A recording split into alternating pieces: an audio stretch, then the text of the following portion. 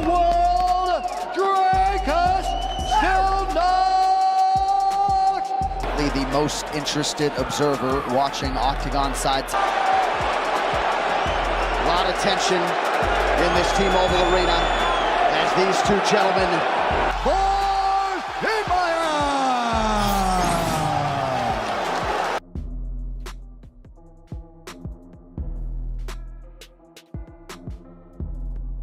You know, I expect Khamzat can beat him, but not like this, you know. That was crazy.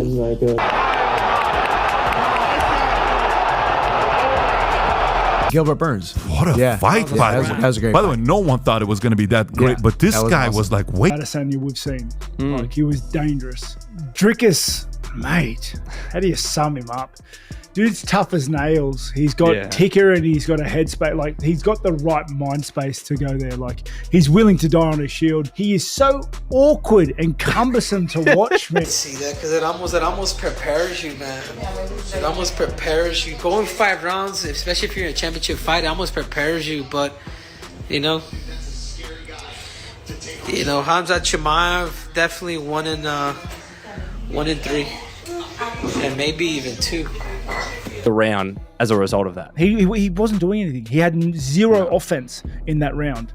And for me, if you give me 5 minutes to just offensively strike someone. The fight between Khamzat Chimaev and Dricus Du Plessis was one of the most anticipated showdowns in recent UFC history. And when it finally played out inside the Octagon on August 17th, 2025, it lived up to the buzz in ways few expected. From the moment these two stepped into the T-Mobile Arena, the tension was already sky high. The story wasn't just about two fighters colliding for a belt, it was about clashing mindsets, questions that had been lingering for years, and reputations that could either rise to legendary status or collapse under the pressure. Both men walked in with the kind of confidence that only comes from proving themselves in brutal wars before, and both had a message to send not just to each other but to the entire division. The weeks leading up to the fight were electric. Dricus Du Plessis had been vocal about his belief that Khamzat Chimaev wasn't the unbeatable monster people thought he was. His coach Morne Visser publicly called Chimaev one-dimensional, saying other fighters had lost because they avoided the wrestling exchanges. Their camp promised they would take the fight right into Chimaev's world, challenge him where he was strongest, and show that he could be broken. It was a bold strategy because no one had ever entered a fight against Chimaev openly declaring that they would wrestle with him. Normally, opponents tried to avoid those positions, hoping to survive his relentless pace, but Du Plessis insisted he would flip the script, dragging Chimaev into deep waters in the very areas where the Chechen-Swedish powerhouse had made his name. On the other side, Chimaev and his team brushed all that off. His coach Joachim Karlsson highlighted that this version of Khamzat was not the same one who went through a grueling war with Gilbert Burns. Back then, questions about his cardio had surfaced, and critics wondered if he could keep his insane pressure up for 5 full rounds. Karlsson said those concerns were outdated. This camp, he promised, had solved the problem. Chimaev had worked harder than ever, not just on his grappling, but on his gas tank. They were confident that even if Du Plessis tried to wait him out, he wouldn't fade. Chimaev himself kept his message simple and brutal. He promised to smash Du Plessis, to break him, and to ensure that Africa would never hold the middleweight belt again. The words were raw, and the face-offs only fueled the tension. Dana White had to step in at the press conference as both fighters refused to back down, their eyes locked with pure hostility. The MMA world weighed in too. Israel Adesanya, no stranger to the spotlight or big fights, said Chimaev's only path was early domination. In his eyes, if Khamzat didn't finish things within the first 2 rounds, the tide could shift. He saw Du Plessis as the type of fighter who thrives in chaos, someone who could absorb punishment early and then find his openings later. Adesanya even suggested that if the fight went past the second round, it might actually favor DDP. But Dean Thomas had a different read. He stressed that the constant threat of Chimaev's wrestling was too much to overcome, saying that no matter what game plan Du Plessis had, as long as he was worried about the takedown, he would always be a step behind. Anthony Smith doubled down on the pro-Chimaev prediction, flatly saying he didn't believe the South African could last 5 rounds with the mix of power and pressure that Khamzat brings. For Smith, it wasn't going to the judges. He expected a finish in inside the distance. Fight night arrived, and you could feel the energy before the first punch was thrown. Fans had been buzzing for weeks, and when the cage door shut, the arena erupted. Right from the start, Chimaev wasted no time reminding everyone why he's considered one of the most terrifying men in the sport. He shot for takedowns, mixed heavy strikes, and tried to smother Du Plessis against the cage. But unlike many others before him, DDP didn't backpedal. He locked up, dug underhooks, and fought for position with a stubbornness that had his corner screaming in approval. Every time Chimaev looked to dominate, Du Plessis found a way to push back. Not perfectly, but enough to let everyone know he wasn't there to fold. The first round was all about pace. Chimaev came forward like a storm, and Du Plessis absorbed the pressure, firing back with his awkward but surprisingly effective striking. The exchanges weren't always clean, but that's the chaos DDP thrives in. He never looks conventional, never fights like a textbook striker, but he makes opponents uncomfortable with his awkward timing. That awkwardness bought him moments where he clipped Chimaev with stiff shots that made the crowd roar. Still, the control of the round leaned toward Chimaev, whose mix of grappling and striking was overwhelming at times. As the fight progressed into the second and third rounds, the questions about cardio became more relevant. Would Chimaev's gas tank hold? This was the storyline many analysts had circled, and Du Plessis made sure to test it. He forced scrambles, kept throwing shots even when smothered, and refused to give Chimaev the satisfaction of easy dominance. There were moments when Chimaev looked human, breathing harder than in the opening minutes, but then he would explode again, chaining takedowns and pushing Du Plessis into defensive shells. It was a back and forth war of wills, with Chimaev's raw athleticism and pressure against Du Plessis's durability and heart. By the championship rounds, the atmosphere shifted. Adesanya's prediction started to loom large. If Chimaev couldn't close it early, would DDP start to steal the momentum? To his credit, Du Plessis kept pressing, his face bruised but his spirit unbroken. He landed big shots in the fourth that had the crowd gasping, proving once again that he's never out of a fight. Chimaev, however, answered those shots with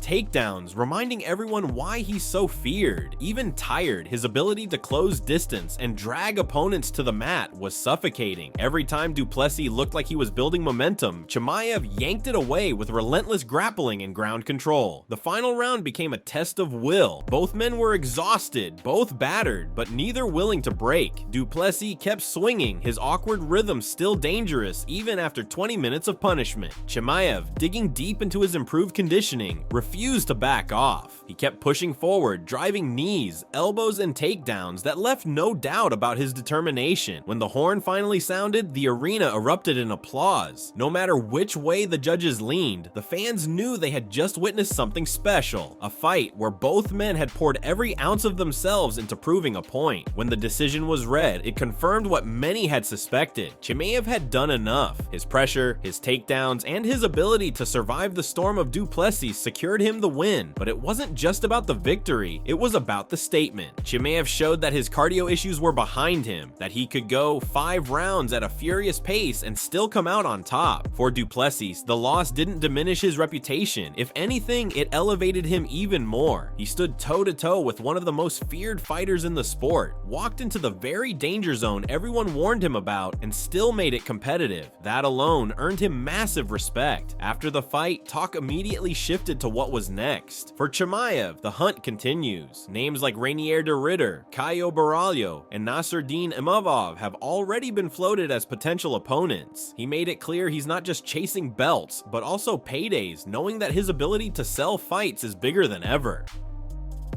For Du Plessis, the road back begins, and no one doubts he'll be back stronger. His mindset, his refusal to break, and his awkward but effective style make him a constant danger in the division. This fight proved more than just who got their hand raised. It showed that Khamzat Chimaev can sustain his chaos over 5 rounds, that Dricus Du Plessis is one of the toughest men to ever step into the cage, and that the middleweight division remains as wild and unpredictable as ever. Fans walked away buzzing not just about what they had seen, but about what might come next. Chimaev's reign of terror is alive and well. Du Plessis' warrior spirit remains undeniable, and the rest of the division is now on notice. This wasn't just a fight, it was a war that will be remembered as one of the defining moments of 2025.